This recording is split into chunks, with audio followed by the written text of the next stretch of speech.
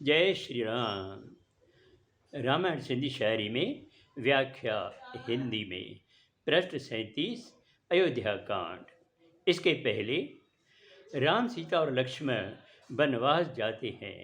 राजा बहुत दुखी है और अपने वजीर सुमंत्र को बुलाते हैं और कहते हैं कि हे सुमंत्र, राम वनवास चले गए, लेकिन मेरे प्राण अभी तक मेरे तन में हैं।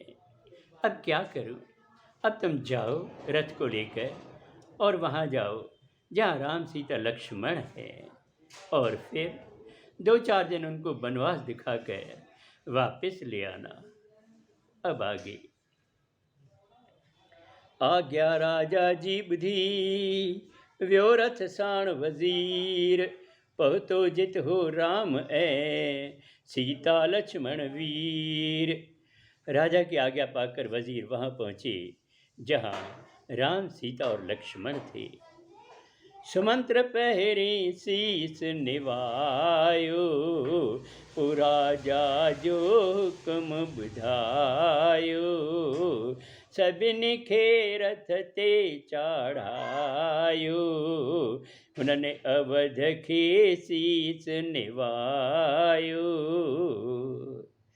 सुमंत्र ने पहले अपना शीश झुकाया और फिर बताया कि राजा ने मुझे भेजा है, आप रथ पर चढ़िए। जब सभी रथ पर चढ़ गए, राम सीता और लक्ष्मण, तो सब लोगों ने अवधपुरी को शीश निमाया। श्रृंगवेरपुर सब पहुँचन था, पावन गंगा भर बेअचन था, राम लही रथ तांभय आयो, गंगा जी खे शीस निवायो। सभी लोग श्रृंगवेरपुर पहुँचते हैं और पावन गंगा जी का दर्शन करते हैं। राम रथ से उतरकर जमीन पर आते हैं और गंगा जी को नमन करते हैं। निषाद गुह पिण जियई जातो, राम अचण जो आनंद पातो, कंद मूल गुल फुल सब ठाहे, मिलन हल्यो मन गद गद आहे।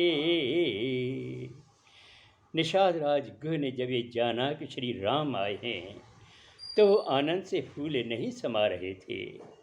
उन्होंने कंद मूल फूल सब लिए और बहुत खुशी से गदगद होकर श्री राम से मिलने गए।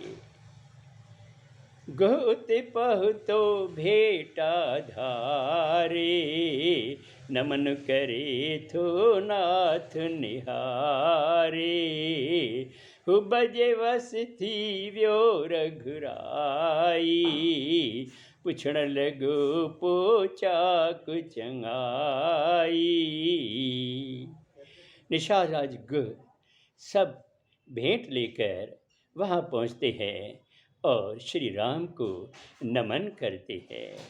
श्री राम भी उनके प्यार के वश में हो गए और उनसे उनका हालचाल पूछने लगे।